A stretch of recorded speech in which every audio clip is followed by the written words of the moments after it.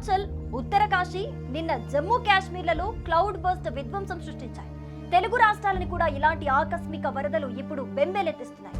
ఇప్పటి వరకు క్లౌడ్ బర్స్ట్లు, కొండ ప్రాంతాల్లో ఆకస్మిక వరదలు, నగరాల్లో అలాంటి పరిస్థితులు ఏర్పడ్డాయి. గతంలో బెంగళూరు, చెన్నై, ముంబై నగరాల్లో క్లౌడ్ బర్స్ట్ చోటు చేసుకున్నాయి. తెలంగాణలో ములుగు, వరంగల్ జిల్లాల్లో గతంలో క్లౌడ్ బర్స్ట్ చోటు చేసుకుంది. హైదరాబాద్ లోనూ క్లౌడ్ బర్స్ట్ అవకాశాలు కనిపిస్తున్నాయి. కలవర పెడుతున్న క్లౌడ్ బర్స్ట్, మెరుపు వరదలతో జనజీవనం అస్తవ్యస్తం చేస్తోంది. నిమిషాల్లోనే పెను విధ్వంసం సృష్టించగల క్లౌడ్ బర్స్ట్ గురించి వింటే గజ గజ వణుకు పుడుతుంది.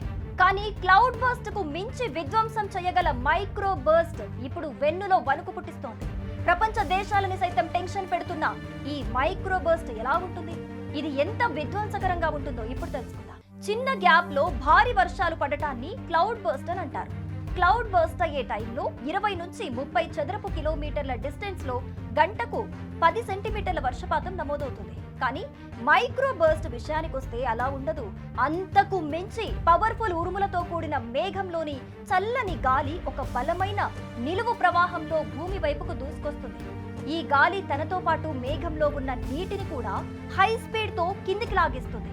దీంతో వర్షం చినుకులాగా కాదు, ఆకాశం నుంచి ఓ నది భూమిపైకి జారి పడిపోయిందా అన్నట్లుగా వర్షం కురుస్తుంది. మేఘాలను తొలుచుకుంటూ వచ్చే గాలి ప్రవాహం భూమిని తాకినప్పుడు అది నక్షత్ర ఆకారంలో అన్ని వైపుల్లో వ్యాపిస్తుంది. ఊహించుకుంటేనే వణుకు పుడుతుంది కదూ. దీన్నే మైక్రో బర్స్ట్ అంటారు. మైక్రో బర్స్ట్ లో గంటకు 100 నుంచి 150 కిలోమీటర్ల వేగంతో సుడిగాలులు పుడతాయి. ఈ గాలులు తుఫాన్, హరికేన్ స్థాయితో ఈక్వల్ గా ఉంటాయి. సాధారణంగా 5 నుంచి 15 నిమిషాల పాటు మాత్రమే ఉండి చెట్లు, ఎలక్ట్రికల్ పోల్స్, బిల్డింగ్స్, ఇతర నిర్మాణాలను నేలమట్టం చేస్తూ విధ్వంసం సృష్టిస్తాయి. విమానాలు టేక్ ఆఫ్ లేదా ల్యాండింగ్ సమయంలో మైక్రో బర్స్ట్ లో పడితే విమానాలు కంట్రోల్ తప్పే ప్రమాదం ఉంటుంది.